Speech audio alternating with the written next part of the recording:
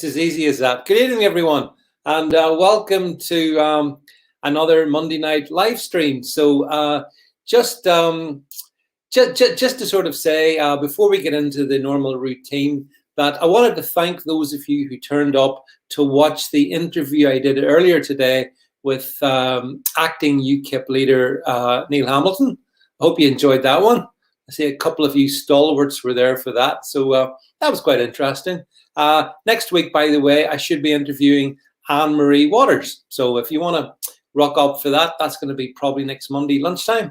Anyway, that's enough of publicity for other channels. Here on this channel, I need you to do the usual things. If you're on Facebook, share it and like it. If you're on YouTube, share and subscribe.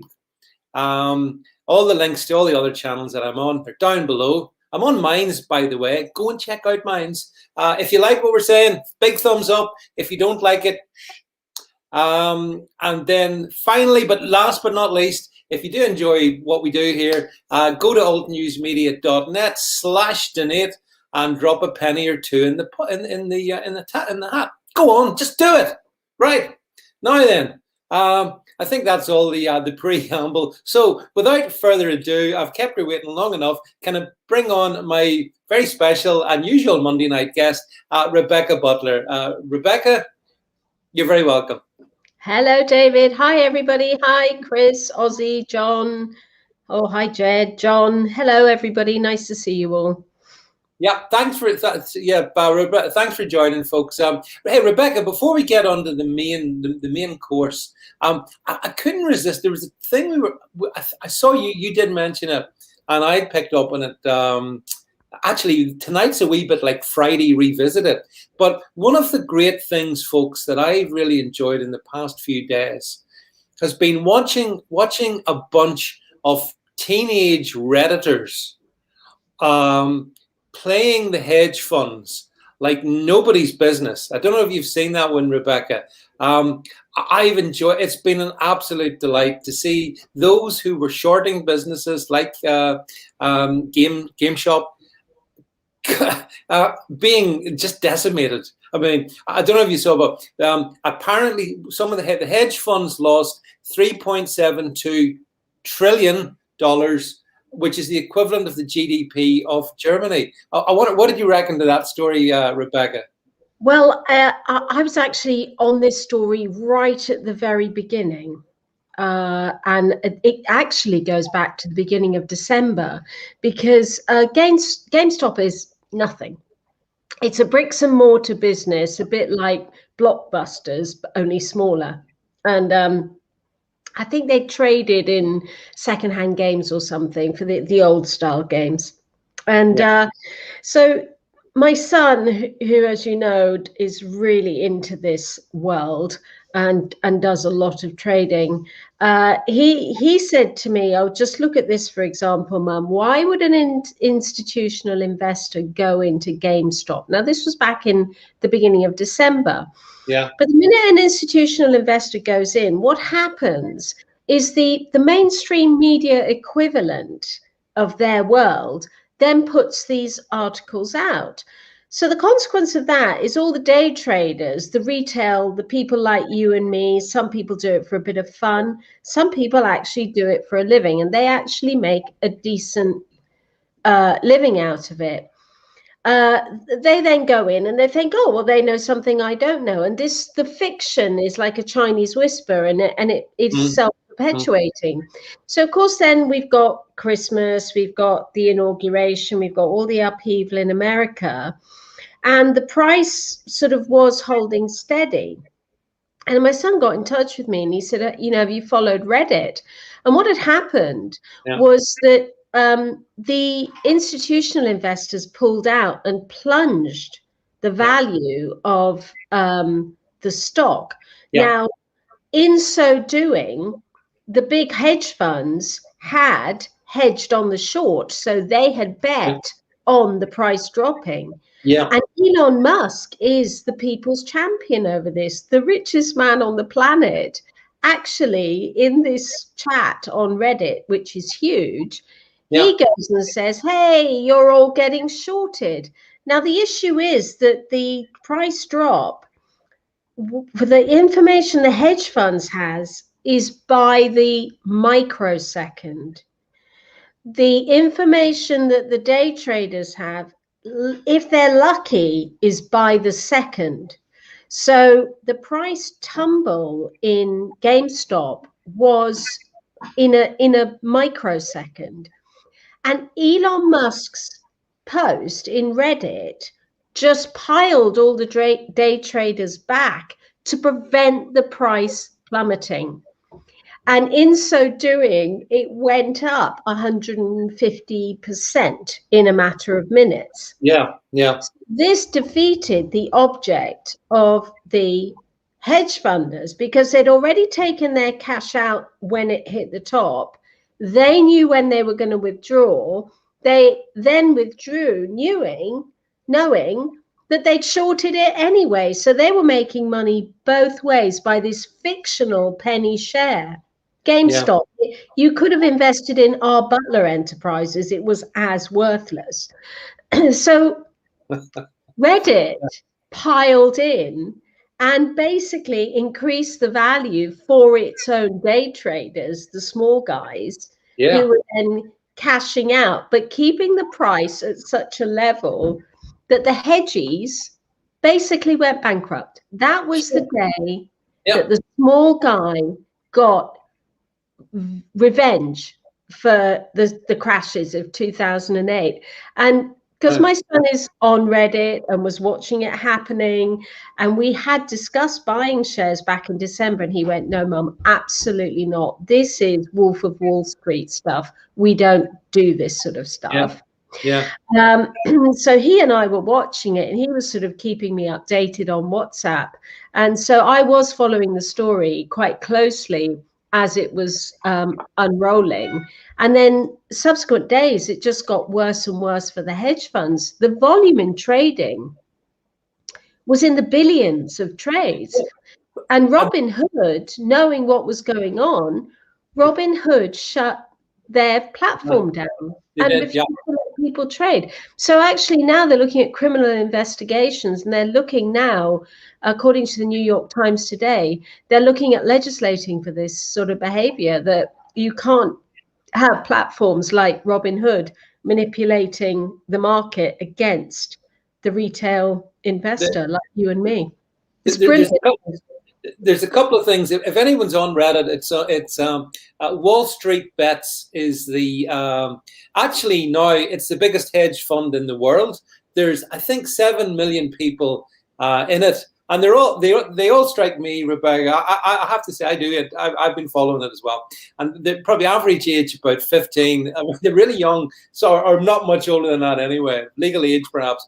But they've been piling in, and they've been driving the shares up. And if you read some of the stuff, it's just brilliant. I mean, it's such a happy contrast from the predatory nature. You mentioned the Wolf of Wall Street and all that. It's such a great pleasure. So these guys are making huge amounts of money. Maybe they'll lose it. Maybe they'll all lose it. Maybe they won't. But it's just so refreshing to see it. Did you ever watch the movie The Big Drop, Rebecca? Yeah, I did. Yeah.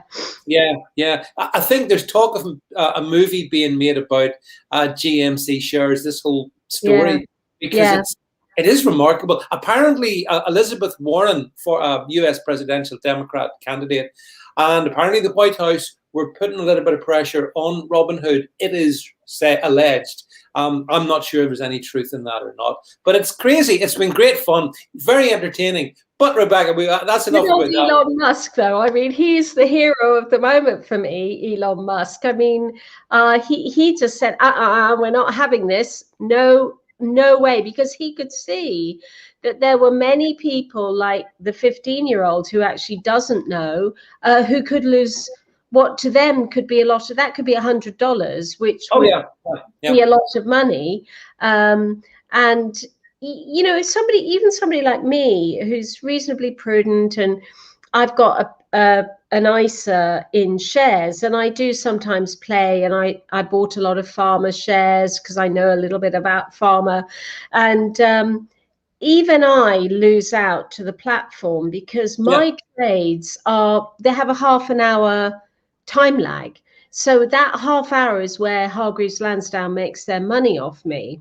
Yes, My son trades on eToro. Now he's got a second ticker, but he says even the second ticker isn't enough. You need the microsecond ticker, and only the big boys have that. And when you're dealing in volume, those millisecond differences in price, it can be worth billions. But I need to add the final PS here. Hedge funds run pension funds.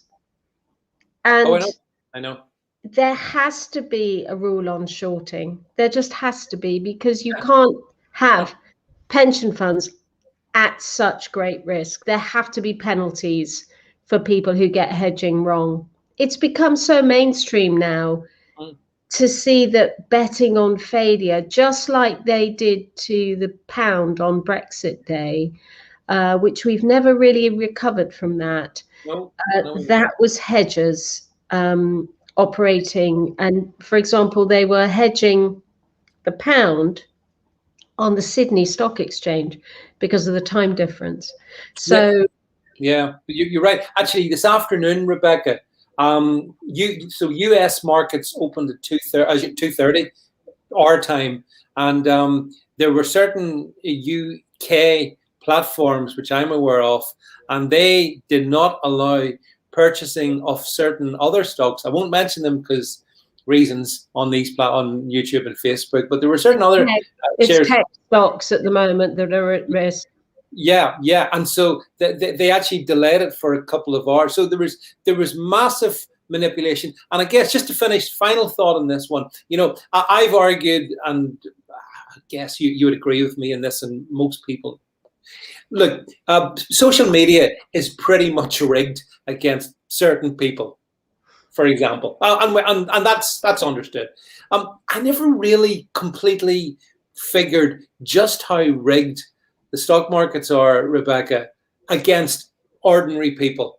They are massively rigged. And so the joy in getting these 15-year-old apes, as they call themselves, over on Reddit, Wall Street Bets, stomping all over them it made my weekend. But there was a very close run up to that, and this is what we're going to talk about, because obviously, again, on Friday night, Rebecca, we were talking, and this story started to emerge, breaking news about the European Commission and vaccines, and stopping vaccines coming into the UK via the Northern Irish border, blah, blah, blah. And it really boom, it took off as well. So that's what I want to chat to you about, because I think it's got so many elements to it, as always, Rebecca. We could you and I were exchanging text messages at the rate of a couple having an illicit affair. It was just like constant back and forward text messages. Complete and utter shock. Exactly. Yeah. Couldn't believe it. Well, that's the thing. It's not often you get a story that you go, wow, and then double wow. And it's happening so quickly. And this one exploded. I mean, it caught so many people out. And actually, maybe that's maybe a wee bit sort of surprising, because the EU we'll talk about this. The EU has been floundering and whatnot. But I guess let's start. I've got a couple of images. I want to whack these images up because I think they set the scene. So can we cue image number one? Here we are. Ursula, the lovely Ursula, and Boris. I'm not sure who's showing who the way, but I think after the weekend, we're pretty clear in which way it went. And then if we move to, and this was when Rebecca and I were sending our illicit text to each other. The first thing, so the European Union triggered, I think it was Article 16 of the Northern Ireland Protocol, to stop vaccine flow from Northern Ireland, lest it go to the rest of the UK, which is like staggering. So let's just stop it on that one. Rebecca, you remember this news came in, and I'm going, what the hell is this all about? But that's actually what they did. They did try to do, didn't they? Yeah. They put in the Brexit backstop. The Brexit backstop. I mean, the story goes back, actually, 24 hours earlier or 36 hours earlier, when our headlines, our government was very tied up in the 100,000 deaths. By the way, it was 120,000, but don't let truth get in the way of a good story. It was 100,000 deaths. That was all over the front pages, you know, Boris looking stricken and all of that. Yeah. Well, that was happening, and I do believe that is why they did it when they did. The EU ordered the Brussels police to go in and raid the AstraZeneca HQ in Belgium. So the Belgian police raided the HQ of AstraZeneca. So I'll just say that again. A supranational body that is not democratically elected took it upon itself to raid the offices of a private company. I know. No court order, because you need a court order if you were going to do that here. There's no court order in place. There's no international treaty in place by which they're entitled to do that, unless you're invoking Article 122 of Lisbon, which is where you take over a state's manufacturing capacity in times of world crisis.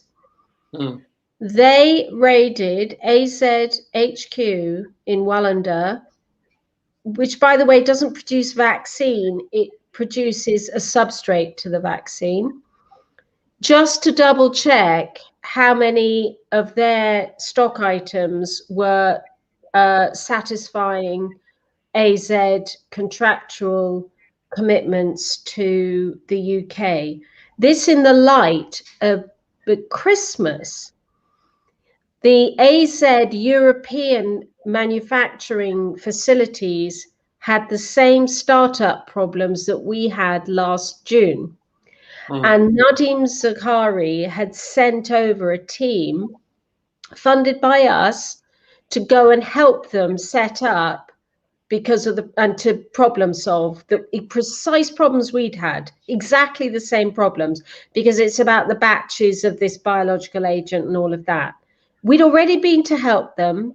They already knew there were problems, but they waited till we had our 100,000 deaths to actually kick this off. So it's far more sinister, because when we helped out, we were negotiating the Brexit deal. Remember that? We were still negotiating in good faith. Then, when we have a really bad news day, they go and do that. I mean, it was so thoroughly disgusting and contrary to the rule of law to do that raid. And then, in a show of just complete incompetence, they pushed the button on the Brexit backstop. I staggered by that. Really? Yeah. Well, this is the same European Union that insisted that there could never be a border on the island of Ireland, because that would cause a return to the bad old days, and it would be the end of the basically apocalypse now. So that was solemnly put forward by the European Union, and of course, sadly, in my opinion, bought into by the British government. They shouldn't have bought into that. But anyway, regardless of that, they then proceed on Friday, Rebecca, to tear up and actually impose the same bloody thing that they said that they would never impose. What kind of dysfunctionality lies behind that? Now, I'm one of the really weird people on the planet. I'm quite happy to admit this. I have insight into my problems. But just before the referendum, in about April 2016, I picked up something on YouTube. It was one of those things where you're watching something and the sidebar keeps recommending. And sometimes you end up watching Siamese twins doing gymnastics, or, you know, kittens doing strange things to dogs. On this one, on this one occasion, though, I picked up something about the University of Dublin, and I looked at it and I thought, that's interesting. And it was headed something like, the problem with the land border with the EU is going to be Ireland's problem. And that was the title of the lecture. And do you know who delivered the lecture at Dublin University? Tell us. I'll give you a clue. So one of them is a very grey ex-prime minister for the Tories. And the other one, because it was two of them, the other one started an illegal war. I don't know if you can guess who I'm referring to here. Well, obviously, John Major being the very grey one, the very grey one. And the other one? The Prime Minister who took us into an illegal war. Yep. Yeah.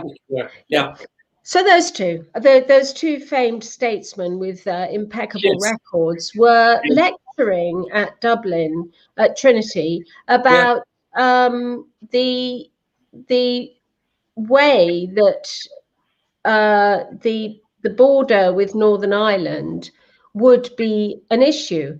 Now, as it happened, when Theresa May was struggling with her own intellect back in 2017, it was no other than Tony Blair who went over to Brussels and advised them on how to create this backstop.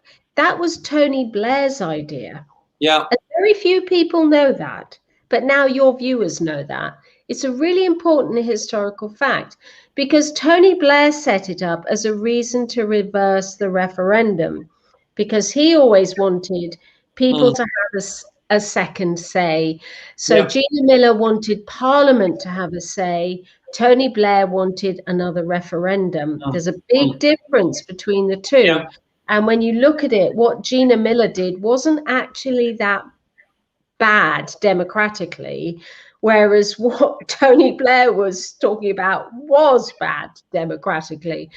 But of course, Tony Blair's took traction and they made this big drama out of the hard border on the island of Ireland.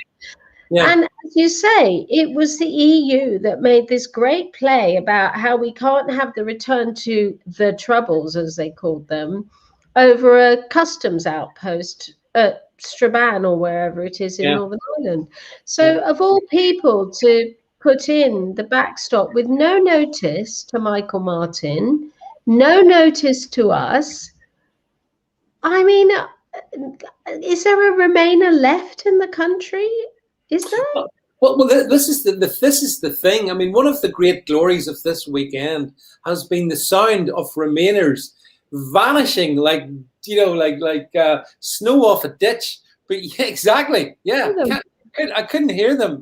They've gone. I do remember. I think it's Sir Keir Starmer. Wasn't he last summer lecturing us on how we're going to miss out because we're not part of the EU vaccination program? How did that one work out for you, Sir Keir? Well, another big buddy of Brexit, of course, is James O'Brien.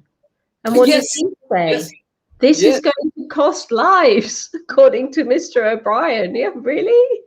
Yeah, but the thing is, Rebecca, like ultimately, leaving aside the UK just for a second, the EU have made such a mess of rolling out the vaccines to the 27. It's been a disaster, and the European Commission under the lovely Ursula seemed to be completely hapless. And so, if anything, all this has done is it's justified everything us Brexiteers ever said. We need to get the hell out of the European Union. And I feel a bit sorry for the nation states that still are within it, because they are being starved of, if they want vaccines. I mean, the rollout has been pathetic there, hasn't it, compared to here? Yeah, I mean, if I could just sort of clarify the position, is that this is, as I've always said, I might have been a Remainer had it not been for the Lisbon Treaty, which was a complete game changer. And the Lisbon Treaty was the end of it for me. But we are going back 12 years, so I can reassure everybody I am a true leaver. But I'd always said, if they promise to roll back the Lisbon Treaty or we can derogate from most of it, then I would be happy. And one of the issues that the Lisbon Treaty got rid of was this notion of qualified majority voting. So if you'd had qualified majority voting, what I would have done if I was Ursula von Leyen, and totally incompetent, is I would have set up a star chamber in the Council of Ministers to do the vaccine procurement. And, I wouldn't have tried to micromanage it, and I would have left it to France and Germany, because back in May, we were in with France and Germany. We were in there. So it was 3 countries that had decided to take it on as a project. And the Commission, Ursula said, no, you're not doing it. That's our job. Now, if they'd stuck with that and had Kate Bingham, or, another equally qualified person like Kate Bingham, in charge of it, then they would have been in a much better position than they are now. But this over bureaucratizing for 27 different people, it's never going to work. It doesn't work. Now we have our normal Hawaiian friend, Donny Girl, on the line, and aloha. Aloha indeed. And just quick explanation for Donny Girl's benefit. The way she's saying, wait, Ireland, I just want to get the comment down. Wait, what? Ireland isn't part of the Brexit?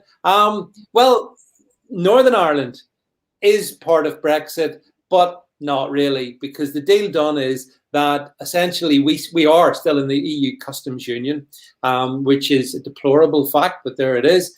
And the consequence of that is there is essentially a border up the Irish Sea, which is impacting massively in all kinds of horrible ways at the moment. So the answer is we are sort of we have half Brexited, and we haven't, on the other hand, we haven't half Brexited, if that explains it. But the consequences of this situation, it's, and Rebecca, you mentioned Tony Blair. Tony Blair was prime architect of the Belfast Agreement. At the heart of the Belfast Agreement were a number of things, one of which we actually also texted each other about on Friday night.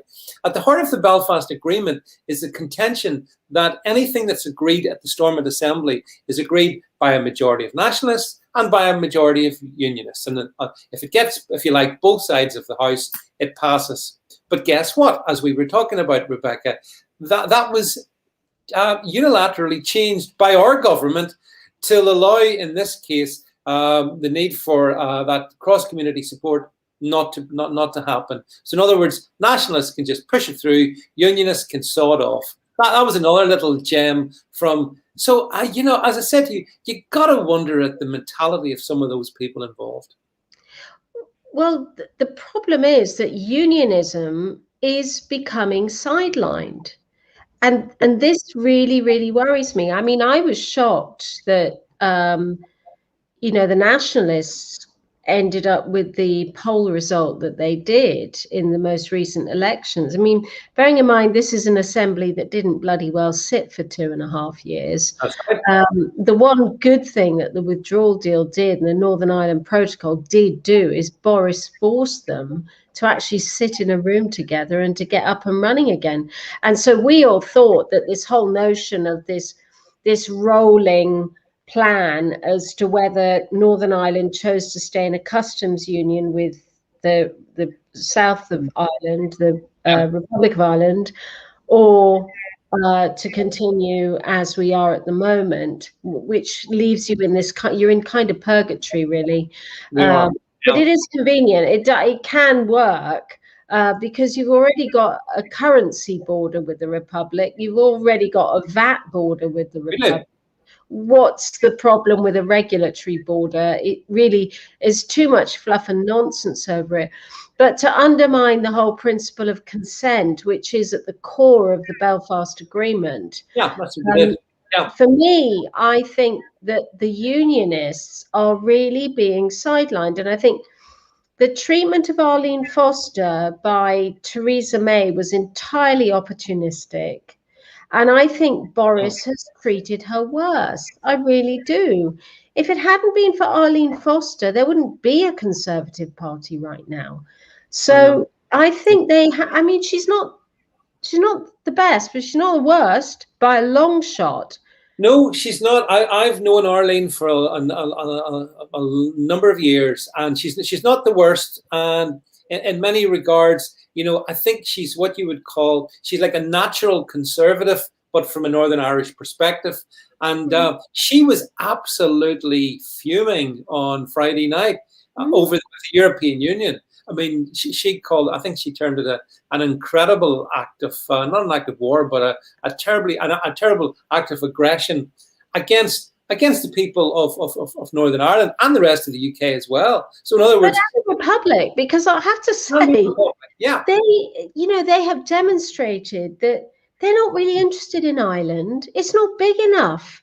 It's just honestly, it's a piddle in a pot to them. Ireland is a colony, and they were only interested in Leo Varadkar when they could leverage him against the UK leaving. Yeah, because right. Their hatred for Brexit means there is no length to which they won't go. So they flirted with him and they stroked him. And the Irish people obviously felt proud, that just shows that we are statesmen and we're part of something bigger, right, until we want to smash you down and just take advantage of you. And we don't even have the courtesy of calling your leader to tell them we're doing this. We're just going to do it because we don't really think much of you anyway. You're irrelevant. So what this will do for the Irish Liberation from Europe Party, it's going to bring in a lot of anti-EU sentiment, because they're going to think, hang on, who do we want to be in a union with, really? Rebecca, you've summed it up really well. That the Irish people have been flattered, deliberately so, by the European Union for the European Union's selfish and strategic reasons. That's just a fact of the matter. They have been, and the politicians obviously have had their egos inflated as a consequence of that. But on Friday, Ursula didn't contact Micheál Martin. She didn't contact anyone in Dublin. She didn't contact anyone in Belfast. She showed complete contempt for the island I live on, as well as for the United Kingdom. So she actually achieved the almost inconceivable. She had Sinn Féin, the DUP, the Irish government, the British, everyone suddenly was turning around going, what? I mean, quite an achievement. Let me ask you this. Do you think she can stay in office? No, I think they'll hang her out to dry. She has destroyed their credibility, and those egos are very fragile. They will move her sideways. I'm convinced of it. They can't have her there. She's a liability. If you think that the way they treated us over Brexit and our deal with them was shoddy, and a lot of French thought that, even the French fishermen began to question what was going on. What on earth how is this going to play out? The German press is livid. I mean, Der Bild is just incandescent with rage over what she's done, because I always thought she was a pretty mediocre politician anyway. She was, yeah. She was. And I'll just tell your viewers this, because I put out a tweet the other day, and I have to say, we're all on social media. We all know the limitations, but go onto my Twitter thread and have a look at a tweet I did, which was me on a Saturday afternoon when it was raining and I had a glass of red wine. And I saw a tweet from Andrew Neil talking about Ursula von der Leyen. If anybody doubted she was useless, then, look at what she's just done. So I retweeted him and said, you are such a misogynistic man. What do you mean? She did put creches into the German army, and only a man would say this sort of thing. And I did my usual hashtags afterwards. Yeah. Twitter, clearly they don't think I've got a sense of humor. Twitter went nuts about this. But about 3 of 100 worked out that I was actually joking, and that I am a big fan of Andrew Neil's, and anybody who knows me would know that. But the point is that she thought running the German army, it was far more important to have creches than it was for them to have submarines that could surface, or warships that could go out to sea, or soldiers that had guns and not brooms, and they could go on maneuvers without having people laugh at them. But she thought that creches were more important because, as I said, a happy daddy is a happy killing machine in Germany. Yeah, yes, I know. I saw that tweet. The thing, although mind you, I have to say, just as as an aside, the German army give them creches rather than tanks. Maybe looking back in history, whatever. But you're right. She was an abysmal failure in Germany. So, Rebecca, what amazes me is someone whose record was so poor. Nonetheless, she was selected, and she was sidled into that position. But like you, I don't see. I'd be really interested to see if she can sustain in that role, because she's made the European Union look ridiculous. She's enraged their members. She has scored the biggest own goal. David, I think I'm not with you here. I think she's typical of the incompetence. Because the only decent statesman, in my opinion, that the EU has ever had is Michel Barnier. He is a true professional politician and competent. Yeah. By comparison with his peers. She is typical of how awful they are. Because look at Guy Verhofstadt. Look at him. Shockingly awful. Shocking. Everything he says is a disaster. These aren't smart people. No, they're not. They're an elitist cabal that continually expose themselves. But just before we came on air, I was actually reading an article in somewhere, and it was basically von der Leyen saying that, well, actually, it was a particular department. Don't blame her. There was I think it was in Estonia, an Estonian or whatever, or wherever. She was trying to basically blame them for all that had happened. Nothing to do with her. Do you think she'd get away with that? With someone else? Don't blame me. I'm only in charge. Yeah, well, she'll try to throw anybody under a bus. But if you want to look at really, really poor behavior over this, honestly, Macron has come out so badly now. There's me texting you saying, no, I think Macron will save the day because he's got a big problem with anti-vaxxers in France.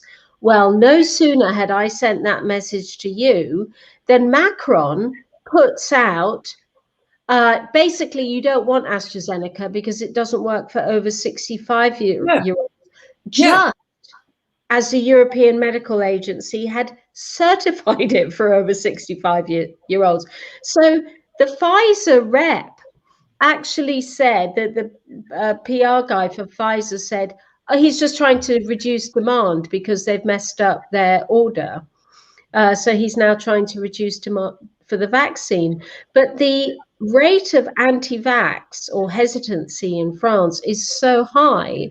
And when you couple that with the problems with supply, there is a very, very, very, very grave risk that mutant strains will circumnavigate the vaccine program because it has to be implemented quickly. So the vaccines have to be ahead of the virus in order to suppress it sufficiently that it doesn't mutate successfully. So that was almost Trumpian in its stupidity, almost Trumpian in what he did. It was peevish, it was angry, it was a lashing out, it was ill thought out, and with a population with 45% hesitancy, it's disaster. Well, yeah, I was going to say, I mean, the thing is, for him to say that he basically didn't believe it was effective in people plus 65, what was the basis on which he made that claim, do you believe? There was an early report out on the phase when the drug trials were going on. Phase 1 overlapped with phase 2. So the early safety studies overlapped with the initial studies. Yeah. And phase 2 was only done on 50 years old and lower. So the data on 65 plus didn't come out really till November last year. And so it was obviously all submitted, but the numbers over 65 who were having the vaccine were much smaller than the numbers under 50 who had it. So he was selectively quoting a tiny, hi Tony, he was selectively quoting a tiny little bit of the data when it was incomplete data. And so it was shockingly awful to say what he did. Absolutely appalling, really. Yeah. It's about, you know, again, it's about not understanding science, because Angela Merkel, who is a scientist, wouldn't say that, because she knows that in order to get this virus fully suppressed so we can get our health service back to looking after other people, we need high compliance with vaccine, and we need to beat it out of mutant strain, and also the fact that no vaccine is 100%. So even though we're working with a high efficacious vaccine, we still, in tandem with that, need as many people as possible to have it. So what the French have done, he's potentially opened the door for a mutant strain to come around the corner, and that would be a disaster for all of us. What he said, David, was so bad that Facebook and Twitter would have banned it. They would have taken the post down. It was such misinformation. Well, as you said, literally as we were talking about it via text, he then came out and said it. I mean, Friday night was a remarkable night, Rebecca, but I don't think... night in our relationship, David. Well, it really was. As I said, it was like, I'm just going basically WTF, bang to Rebecca. Have you seen this? Have you seen that? It was amazing. But I mean, I suppose in one way, the British government comes out of it looking quite good in the sense of it's delivering for those who want to have vaccines. So it seemed to be doing a good job. There's a lot of pressure. Here's a question. There's a lot of pressure was floating around on Saturday, Sunday, over the weekend, for the UK to then make supplies of vaccines available to our dear friends in the European Union. Quite a lot of emotional blackmail going on there. And questions like, well, you know, perhaps if once the UK is vaccinated, those who wanted 50 plus or 60 plus or whatever, then maybe we could send some across to those in need on the continent. Well, what's your thoughts on that one? Should we do that? Should we not? What should we do? We should certainly share with those in need, because we did overbuy. We knew we were overbuying, and Matt Hancock gave the game away today when he said we adopted a no regret policy, which was we'll just spread ourselves wide. We're invested in 200 candidate vaccines, so we always knew we were overbuying. By the way, by far the biggest manufacturers of the AstraZeneca vaccine are India and Mexico. So if the EU should be restricting exports and demanding fair vaccine delivery, then it should come from India or Mexico, sorry, which is where AstraZeneca makes it. They shouldn't be asking us, because you know what? We're not part of the EU anymore, and we've got the small matter of a Commonwealth. And I think if you asked Joe Public now, here's a list of countries we should be giving to, because obviously this is AstraZeneca at cost, don't forget. So this is all AstraZeneca doing it, you know, at non-profit. Where would you like to send it? Would you like to send it to one of our former colonies?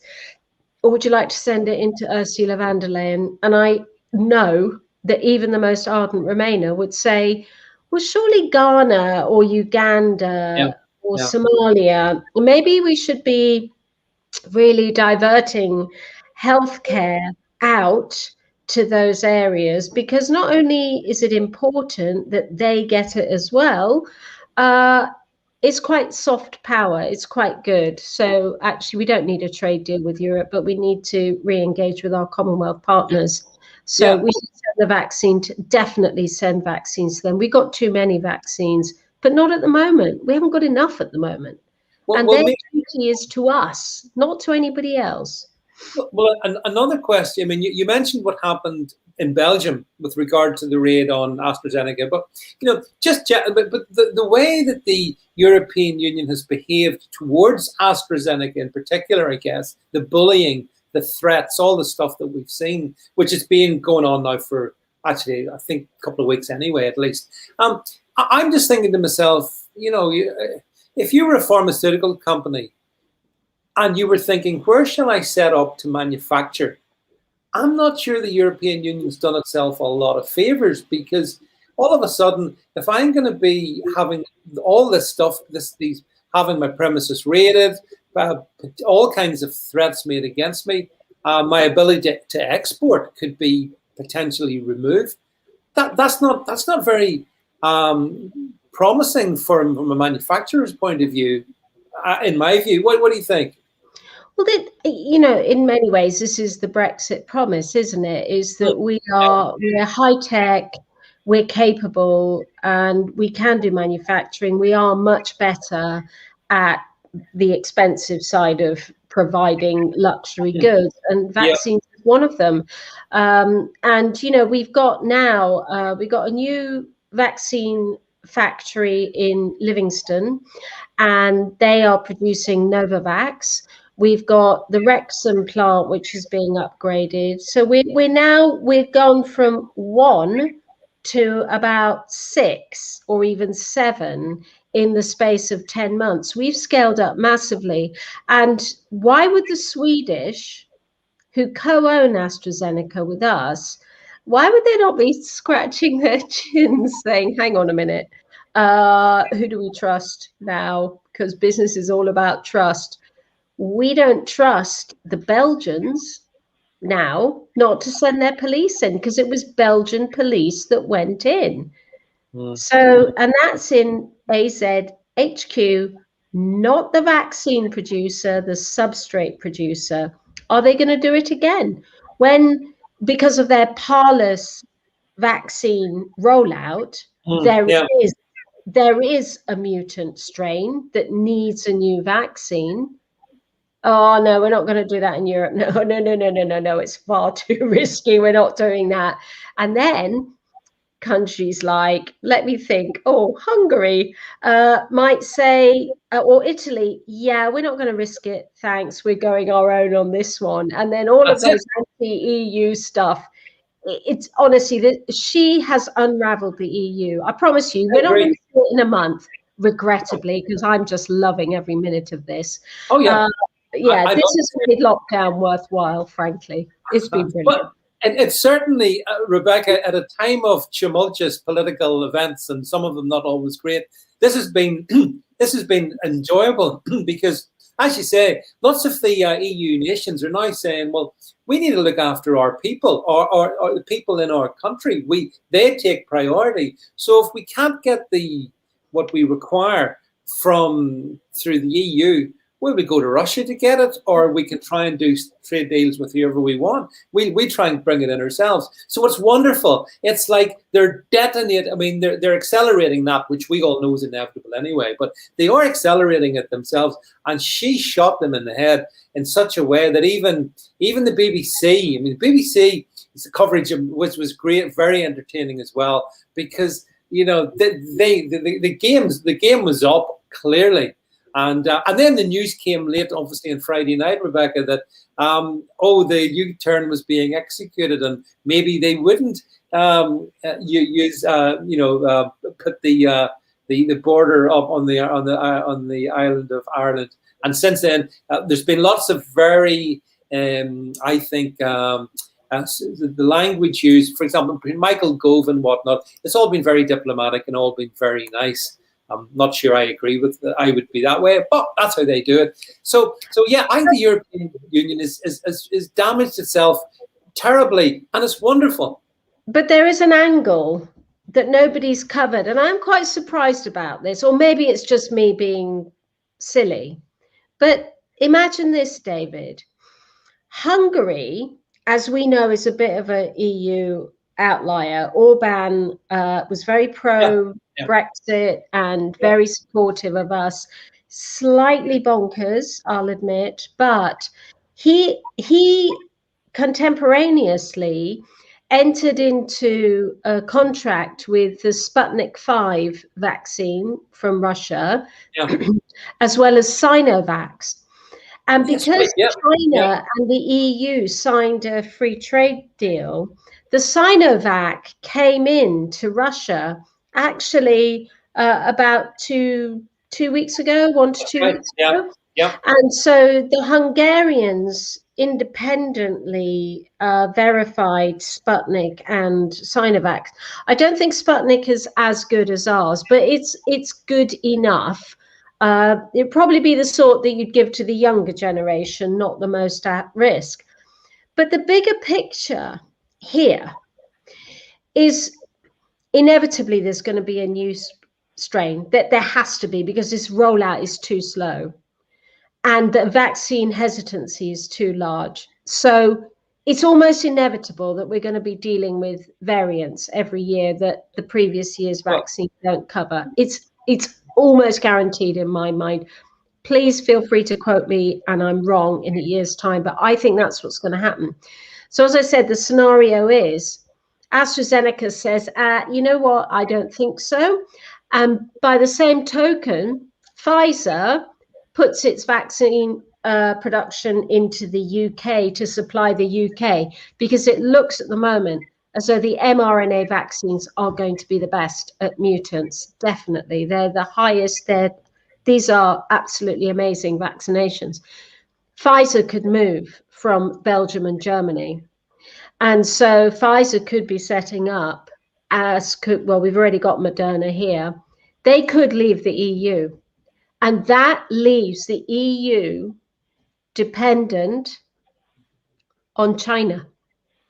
And we could have Chinese vaccine manufacturers. Now, what better PR coup for the Chinese Communist Party than to be the guardian angels of EU's health?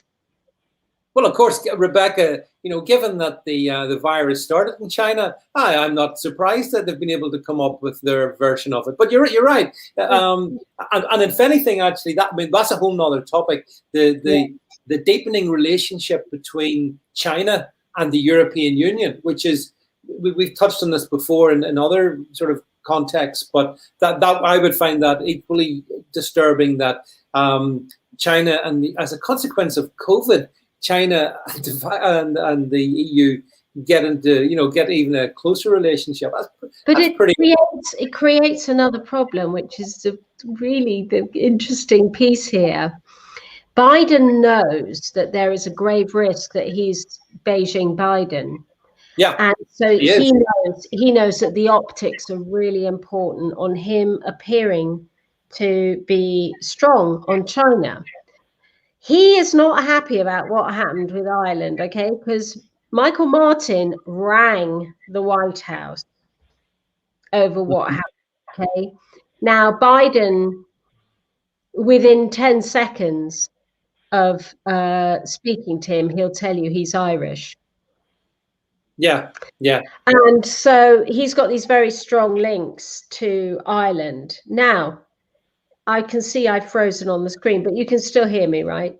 Yes, you're frozen, but we are still hearing you. So Biden obviously now is going to be very cautious, because we got the trade deal with China. Biden is going to be very concerned that we've opened the door to Chinese vaccines coming here, and we've opened the door in Europe to soft power exerted by the Chinese. This is going to cause Biden some problems, because the people he's put in post at the China desk are extremely hardline anti-China people, because his optics have got to be anti-Chinese. So this, honestly, these impacts of what the EU have done are so wide-ranging. It's phenomenal. Kim says he's not as Irish as Obama. Yeah, quite right, Kim. Obama. The joke in Ireland was it's O apostrophe Bama. But really, Rebecca, it's really strange to have you just frozen there. I wonder. You're not a good shot, is it? Well, I wonder if you could maybe. Well, we're getting near the end, but it'd be good to see you actually before we. Yeah, Rebecca's going to vanish, and you got me boo for a second or two, and she's going to come back in again. This is the pearls of live streaming. You see, you never know what's going to go wrong. But yeah, so it's been really entertaining to see the European Union become the essentially a victim of COVID-19, which of course was the title I wanted to put in this here. Well, here we are. So we now have. I think Rebecca is about to join us. Ah, yeah, Donny girl, Obama. The most Irish American president ever. However, oh, she's gone again. I'm not sure what's happening here, but yeah. So essentially, it's been great fun for me this last couple of days. I hope you've enjoyed it as well. Watching the despots in the European Union just trip over themselves in efficiency, and this is a great argument for the nation state. You know, we've all seen all the Remainers, all the people who have told us, oh, you know, you're really losing out because you're not, we're no longer in a deep partnership with the European Union. Listen, the European Union isn't our friend. It's really not. I can't believe it when I hear people, emollient politicians saying, well, we have to have good relationships with them. Yeah, up to a point we do, but not beyond that, which is in our national interest. Okay, Chris is back to work tomorrow. He informs me. I know he was off today, hence his participation in the thing I did earlier on today. So I hope. And Peter, by the way, Peter, can I just say, am I right in thinking you're in Holland? Did I see that earlier on in the stream?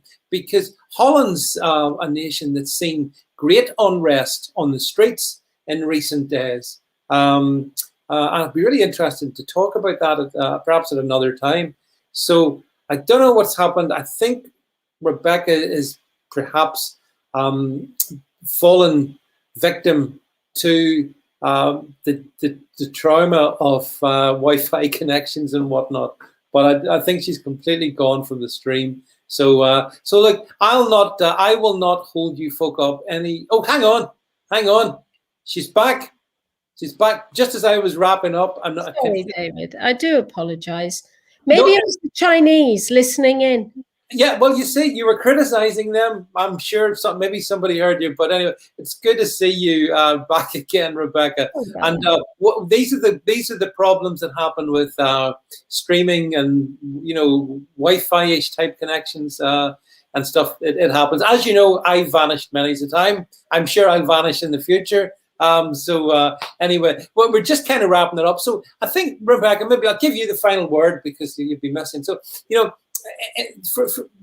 where do you think, as we sit here tonight on the 1st of February, and we've watched this last 3 or 4 days, what do you think this will mean going forward then, in summary terms, for the European Union and perhaps its relationship with some of its own nations, like Ireland even, and the United Kingdom?